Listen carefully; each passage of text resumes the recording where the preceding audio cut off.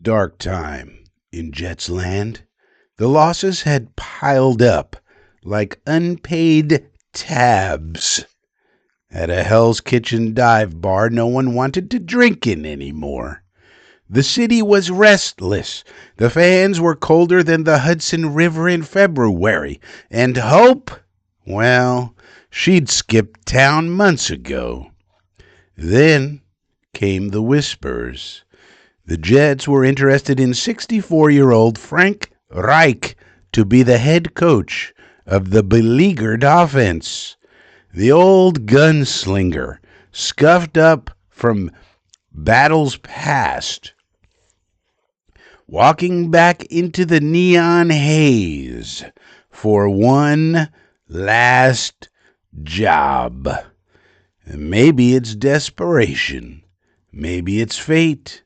Either way, when Reich, who once quarterbacked the greatest comeback in NFL history, lights that match and steps into the green shadows of MetLife Stadium, you can't help but wonder, will this be a sweet career swan song or just another chapter in the endless case of the Gang Green Blues?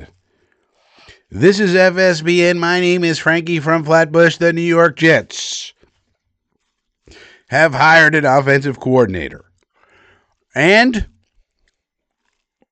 breaking as of 3 minutes ago, the Jets are hiring Carl Dunbar as their D-line coach. Carl Dunbar was with the Steelers the last 8 years in the same role. Was the Jets' D-line coach from 2012 to 14. Steelers, Jets 2012 to 14. That's the Rex era. So that's more of a 3-4 guy. All right, but that's not what this video is supposed to be about. Carl Dunbar. Okay, I know this guy. If you saw his face, you would recognize it. He has, I don't know what it is, but it's very recognizable. He has discoloration on his face. He's a black guy, but he's got, I don't know what it is, but it's very recognizable. And you've seen him on the sidelines with the Steelers. This is what it is. Vitiligo, a condition where the skin loses its pigmentation, usually in patches. So this man has vitiligo, but that hasn't prevented him from coaching Minnesota Vikings, New York Jets, Buffalo Bills, Alabama. That's good. Pittsburgh Steelers. It's pretty good, but a lot of these teams run 3-4s. So, all right, we're not talking about Carl Dunbar. That's our new D-line coach, Vitiligo man. What we're here to talk about is Frank Reich. The Third Reich has arrived with the Jets, and Jets have announced that. Carl Dunbar. So hopefully he'll do a better job than Eric Washington did. But we now have an offensive coordinator. And there's a lot of things to talk about. It's official. We got our man. And it seems to me, as I've been thinking about it, now this is not sourced information. This is just me putting logical dots in place and connecting them. I really don't think that Frank Reich would come to this team without knowing who the quarterback was and being, good with that. But who would that be? It's not Justin Fields, no. It's not Tyrod Taylor, no. I think the deal's already in place.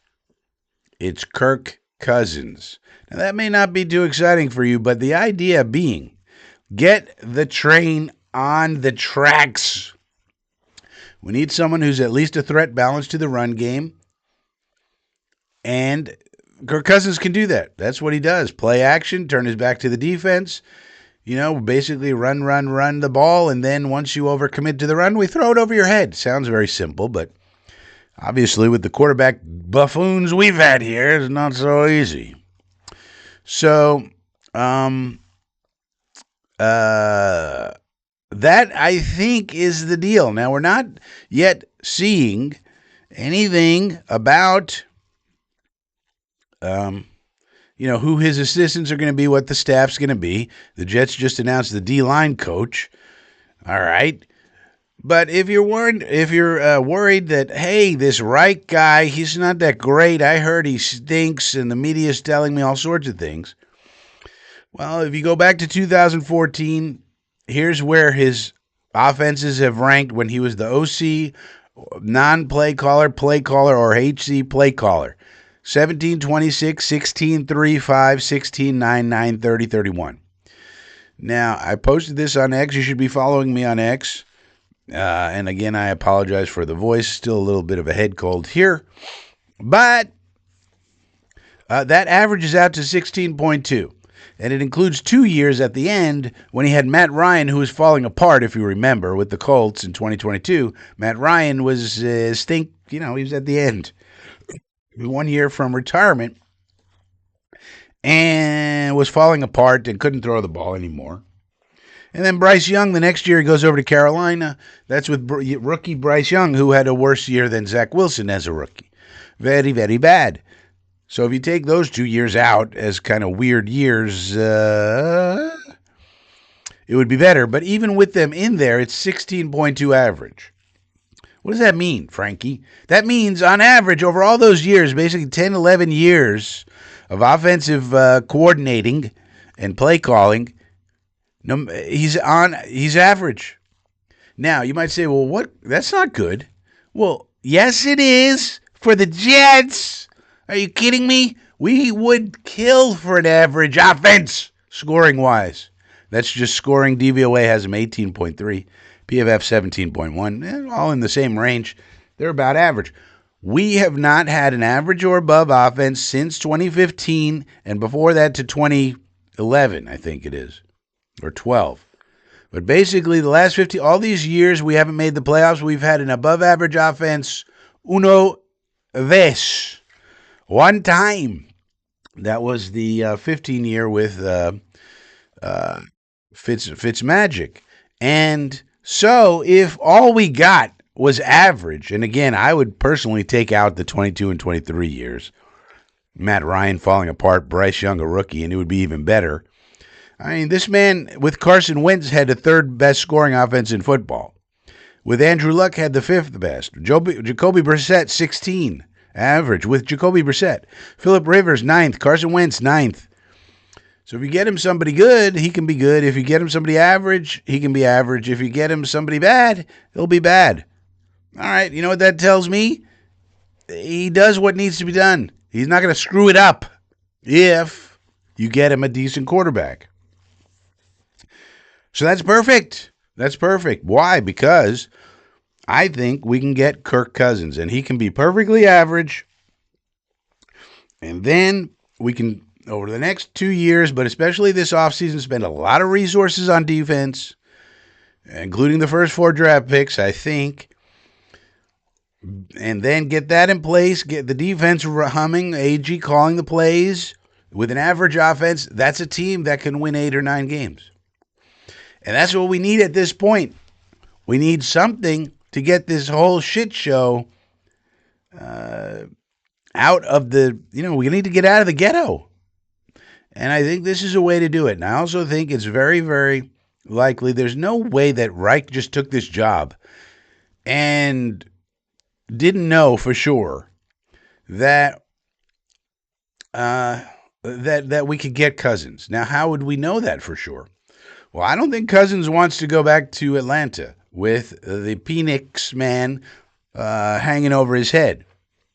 Even if they did want him back, I don't think he's going to redo his contract again, whereas he just redid it in order to trigger a release, because they'd be stupid not to release him under the terms of the new deal. But I don't think he wants to go back there. So even if they wanted him and they said, redo your contract again and we'll make it lucrative, excuse me, I don't think he would do that. I think he wants, because then you got the specter of Penix coming back at some point with his knee injury. I don't think he wants to get forced out if he's had a few bad games. And here comes Michael Penix with his rocket left arm. That's not going to be, I don't think he wants that. I think he wants a clear runway. Now, this is just me speculating. Who knows what he really wants, but it makes sense to me logically. He wants a clear runway for at least more years of pretty much guaranteed play time, unless he's just horrible, But barring that, is he's playing well. Just 2 years. Let me get 2 more years of playing time. I can put up my numbers, and maybe make the playoffs and maybe make a championship run. I mean, why not get crazy with our thoughts here? But you see what I'm saying? So now, how would the Jets and Reich know that he's going to be amenable to coming here? Well, the agents. That's how. Frank Reich's agent is Bob Lamont, and Cousins' agent is Mike McCartney of Vayner Sports. Vayner Sports is owned by AJ and Gary Vaynerchuk, two of the biggest Jet fans on planet Earth.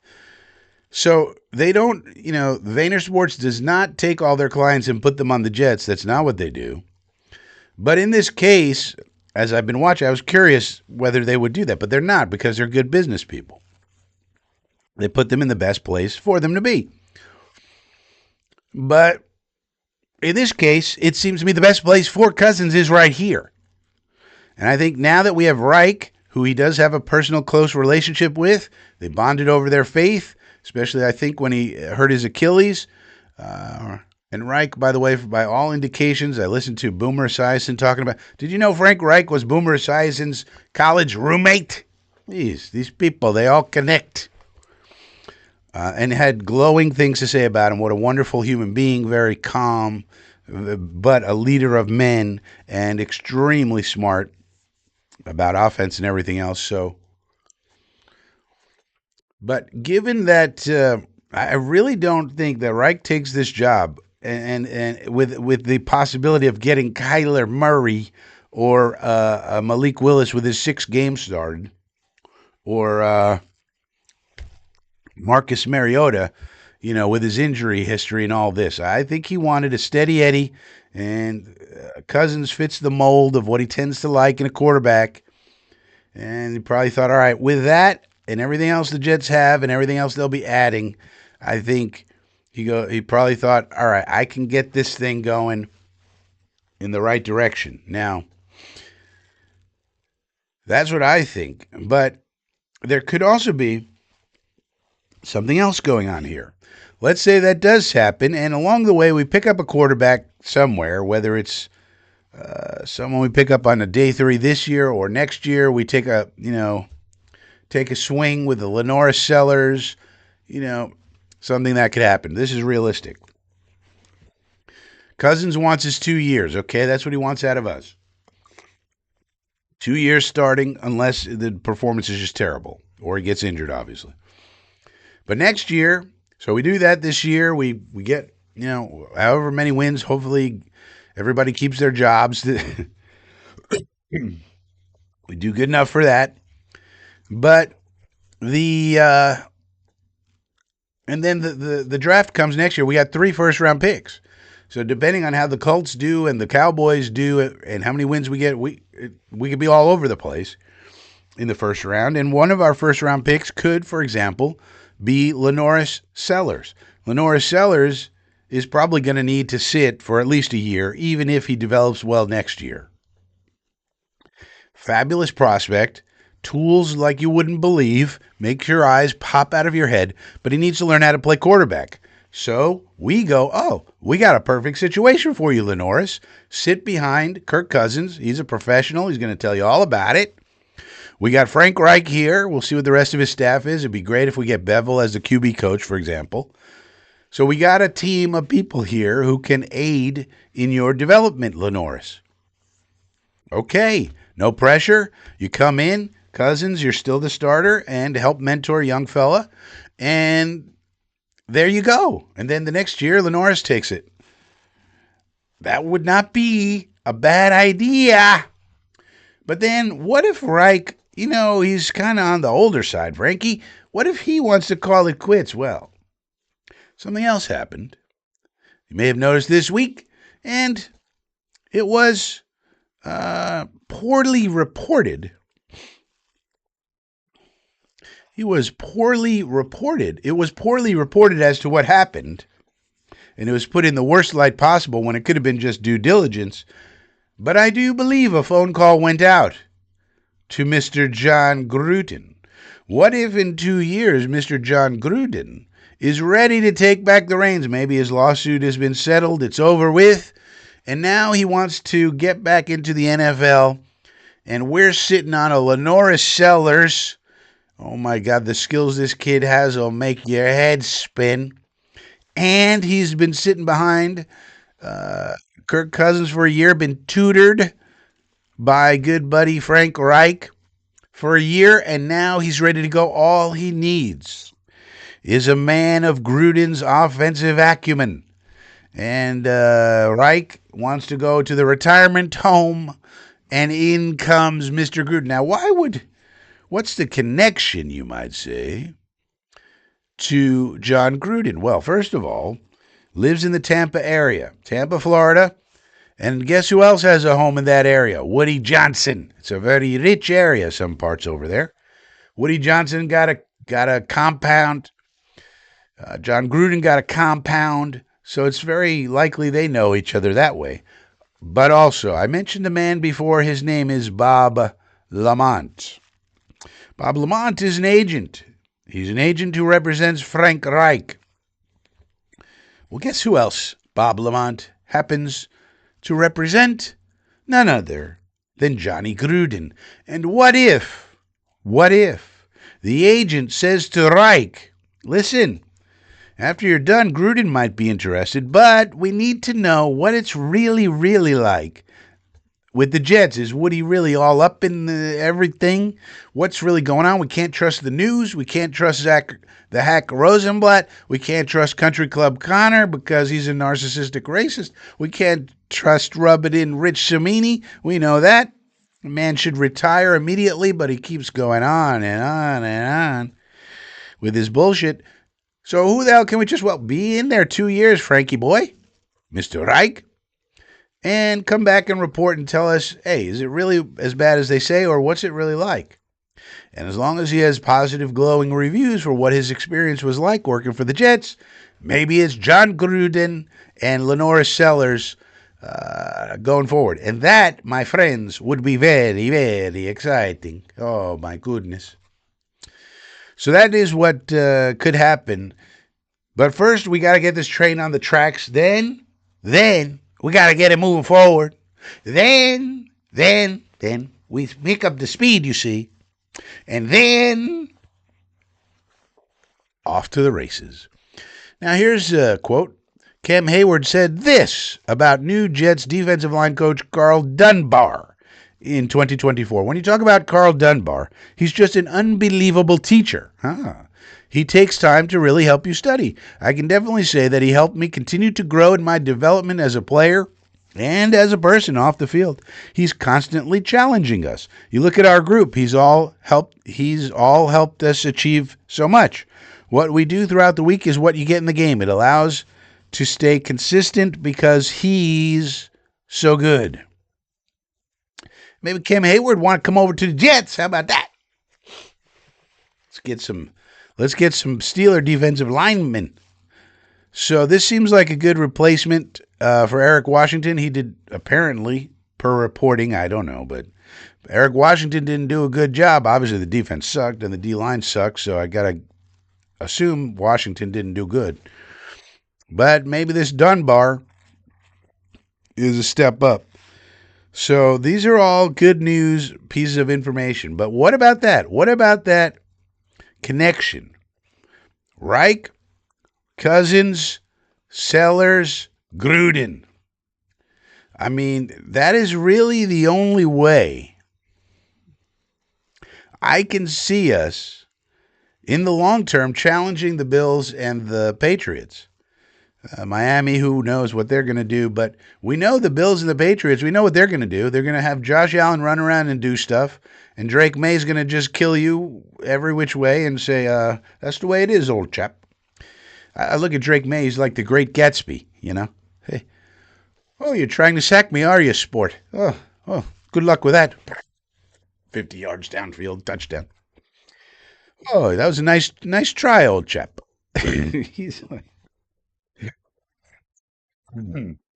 sorry. Got to get this cough out of here. Got to get it out of here. But let me know what you think about this by writing down your comments and questions and saving them for Coffee with Frankie on Sundays, 10 a.m. We do a bunch of stuff on this channel. One of them is Coffee with Frankie, Sunday, 10 a.m. That's where we take questions. No point in putting them down below because nobody looks there. Nobody gives a shit. Save them for Sunday where we can have a proper discussion. Sunday, 10 a.m. Now, the other thing we do, we subscribe. Subscribe to this channel.